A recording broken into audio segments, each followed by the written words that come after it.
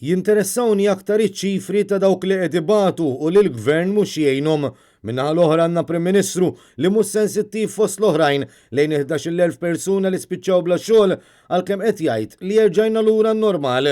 Hekk qal il-kap tal-Partit Nazzjonalista Adrian Delija waqt intervista fuq Net Television, Net FM u l-medja soċjali fejn tenna l-inkwitt tiegħu għal mod kif il-gvern qed jonqos milli jippjana għal quddiem. Minnaħa l-oħra, il-Partit Nazzjonalista ilu u se jibqa' jkun propożittiv.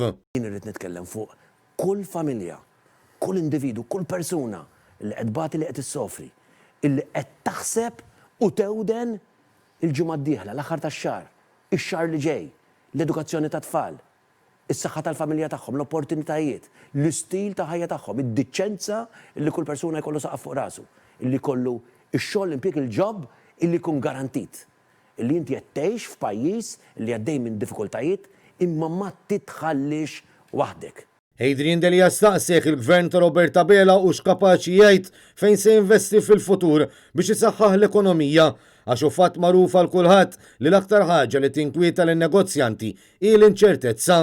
Fil-waqt li tenna r-rieda tiegħu tal-Partit Nazzjonalista li għandna nibnu aktar fuq oqsma importanti bħas-settur mediku u oħrajn innovattivi, Adrian Delija appella l-isforz kollettiv ta' kulħadd ħalli mmexxu lil pajjiżna l qudiem. Missolsi mill-ġurnalist Dione Borġ, il-kap tal-Partit Nazzjonalista qal li ma jistax jifhem għaliex Roberta Bela u l-gvern tiegħu qed jippruvaw jaħbu x'ħareġ miż-żjara li saret fl-aħħar jiem fil-Libja.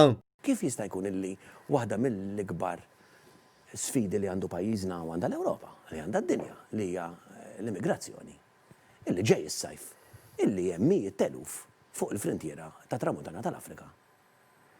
Hemm traċedja unfolding literally li tista' issir traċedja verament umanitarja. Il-Prim Ministru jmur il-Libja jiġi lura u ma jgħid xejn.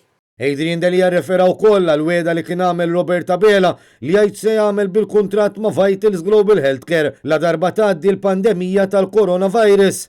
U hekk kif il-ħadd filgħodu stess, Roberta Bela qal li l-virus issa għadda stieden lill-Prim Ministru biex jaġġorna lil poplu l-għada stess fil-Parlament. Prim Ministru kien qalilna pereżempju tal-Vitals, infakkar ta' issa qal il-COVID kont laqajt l-esperti, abbattom biex jaraw xemm ħażin, issa niddeċidi wara. Dal-għodu qalilna l għaddiet il-COVID. Ġun nhar it-tnejn da ħajajdli nhar it-tnejn. Il-kontratt tal-Vitals issa jwaqgħu. Nhar it-tnejn ħajajdli illi dawk il-100 miljun ħanifrankawhom. Nhar it-tnejn qed nippretendi li jgħidli illi dawk il-flejjes li ħallasna il-miljuni fuq miljuni ħajnataw lura. U dwar l-għażla tal-Kummissarju l-ġdid tal-Pulizija, Adrian Delija qal li jippretendi li dan jagħti garanzija li lest jinvestiga l min seraq lil pajjiż fl-aħħar snin. Dan meta l-Gvern Laburista imdorri jipproteġi lil kriminali l-kbir u jagħmel show biż-żgħir.